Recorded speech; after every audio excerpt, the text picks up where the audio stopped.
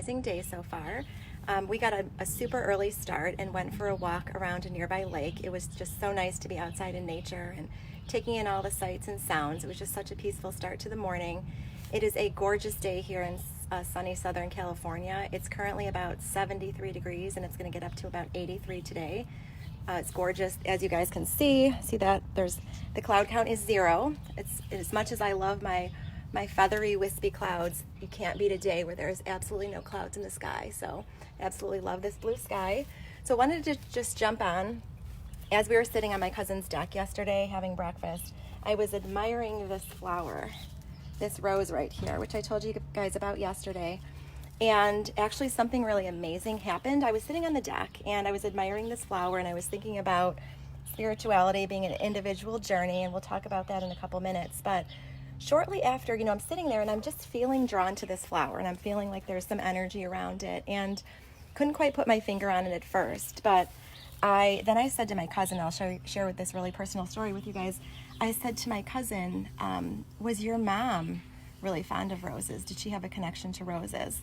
And she stopped and she looked at me and she said, yes, she did. She said roses were her favorite. She said she used to have 50 to 60 rose bushes around her house. And whenever her mom used to come over, her mom used to just sit in the backyard and admire the roses. And my aunt passed away about 12 years ago. They had always lived in California. I had always lived in Chicago. So opportunities to see all of my California family were kind of sporadic, and I didn't get to see them on a regular basis, but we still had a strong connection. And my aunt was somebody that I really admired. I mean, she was just an amazing person, just super strong, super spunky, just such a fun personality.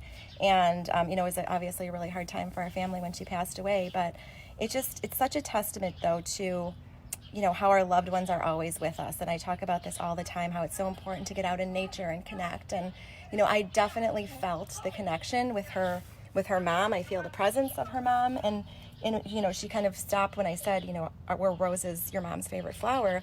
And she looked at me and she was like, how did you know that? And I said, I could just sense it. I could just feel it.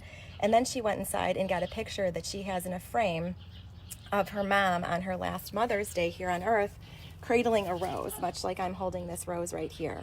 So it just goes to show you that just our loved ones are always around us. They're always with us, and we just have to sit and be still. And I know that if I wasn't outside spending so much time in nature yesterday, sitting and being still and just observing, just observing my surroundings, observing the beauty of nature, that I wouldn't not have been in a place to receive that connection and to experience that. And she was just so touched that I was able to sense her mom's presence. So just wanted to pass that personal story along to you guys. It was really, really powerful and really meaningful for our family.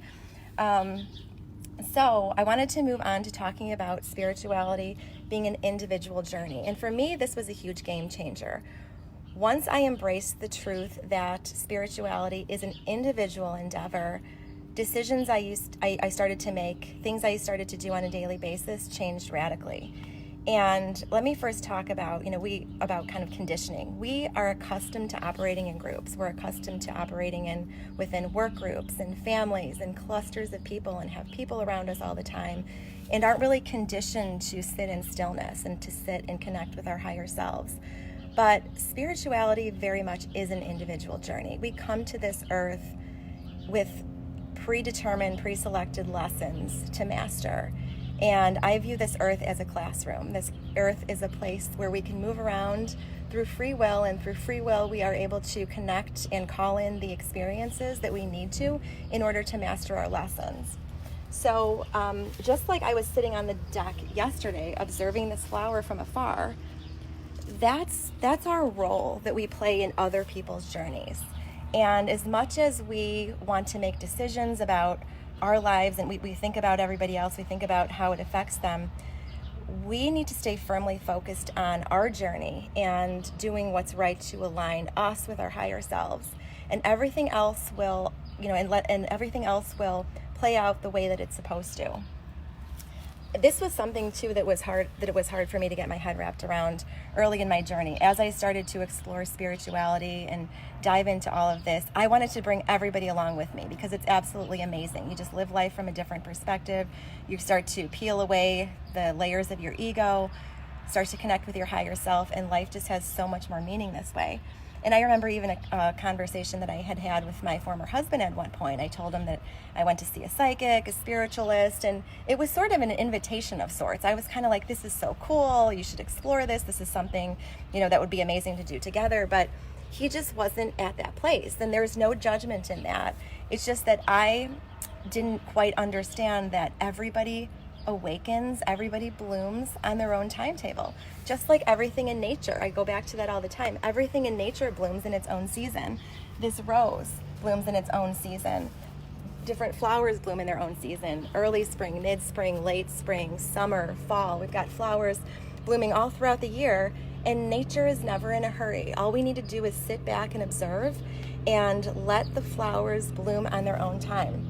If we try to accelerate somebody else's spiritual evolution, we'll end up getting in the way of their own internal process. Everybody has their own internal process, much like this rose has its own internal process. So all we need to do is sit back, like I was yesterday, and just sit back and observe from afar. And that is one of the best things we can do for people in our lives, is become a silent observer in their reality.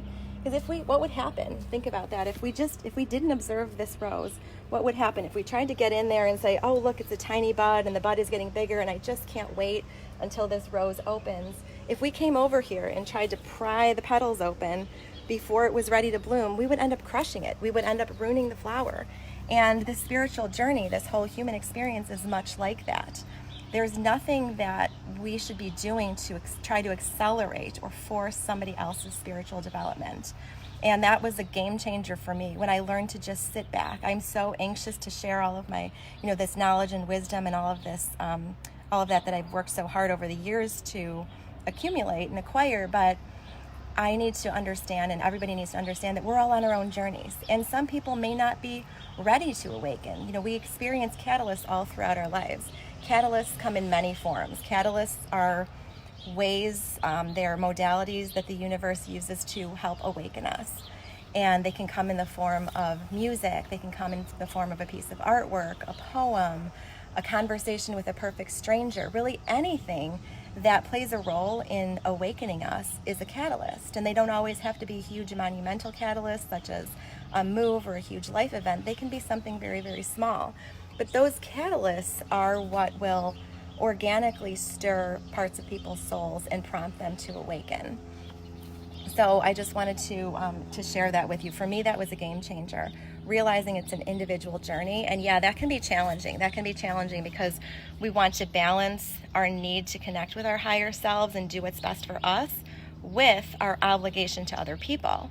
Obviously, my divorce was a huge life-changing event, and it affected, my immediate family greatly. But sometimes we need to rearrange the pieces in our life so that everyone can be launched into a place that is more authentic to who they are. And that's absolutely what happened in our situation. We are all in a much better place right now. And sometimes you have to go through a transformation. You have to go through that change in order to get there. But, it's very, very weighing to live in an inauthentic reality. So just realize that the best thing you can do is, the best gift you can give yourself is the gift of alignment. That's the best gift you can give yourself. That's the best gift you can give other people. You guys will hear me say that all the time. It all goes back to aligning to who you are, connecting to your higher self. It's never really about what's going on around us. If we're reacting to something negatively or unfavorably, we have to stop and ask ourselves, what is this trying to teach me? Why is it that I'm having this reaction? What about me is not in alignment? And use those opportunities to do that deep soul work. And again, self-love is a great modality, great mechanism for realigning yourself. So anytime you're feeling like you're not aligned, just go right back to self-love. Do something that fills yourself up physically, mentally, emotionally, spiritually. Put yourself in a place where you feel revitalized, where you feel energetic, where you feel connected. For me, where I am right now is absolutely one of these places. Every time I come here, I feel like I'm super connected and super creative. I get new ideas every time I'm out here. So I take every opportunity to put myself in opportunities like this to fuel my own growth and transformation. So just wanted to share those thoughts with you guys. Thank you so much for listening, and I hope you guys are all doing well. And once again, I'll show you one last picture of this beautiful flower. And I hope you have a great rest of your weekend, and we will talk to you soon. Bye.